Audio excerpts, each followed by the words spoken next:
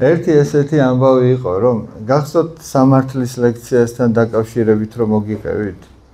სამართლის ლექცია მიმდინარეობს, აი როგორც სკოლაში გაკვეთილია, ისე უნივერსიტეტში იმ გაკვეთის ლექცია ეწოდება, ეგრე არ არის? ხო და სამართლის ლექციაა და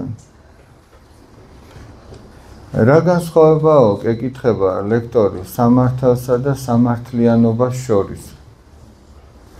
და ესენი ვერ პასუხობენ და ადგა ლექტორი და ერთი ბავშვი გააგდო აუდიტორიიდან. აუდიტორია იგივე კლასი, ხო? გააგდო ეს ბავშვი აუდიტორიიდან და გააგრძელა ლექცია. აი დავუშვათ შენ რა ქვია კუდრაჭა? ია? ელენი. აი დავუშვათ ელენე გააგდო აუდიტორიიდან, კლასიდან. ლექცია რომ თავდებოდა, კითხა ბავშვებს რომ მე რომ ეხლა ელენე კლასიდან გავაგდე, ეს სამართლიანი იყო თუ არა? არა უთხრეს. და კითხა ლექტორმა და ხმა რატო არ მოიღეთო? რატო არ დაიცავით?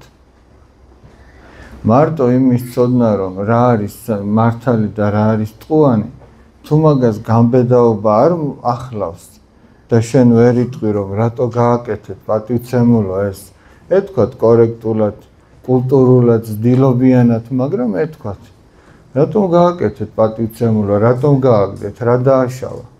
განაგინებით და შეურაცხყოფით კი არ ეთქვათ. კულტურულად, ძდილობიანად მოეთხოვათ პასუხი, ხო იქნებოდა იქ სამართლიანობა. მაგრამ იმ სამართლიანობას გამბედაობა სჭირდება. რატო ამბობ ახლა? ჩვენ შეიძლება ბევრი რაღაცა კიდევაც მოვისმინეთ, მაგრამ შეიძლება გამბედაობა არ ყოფნის რო ვთქვათ.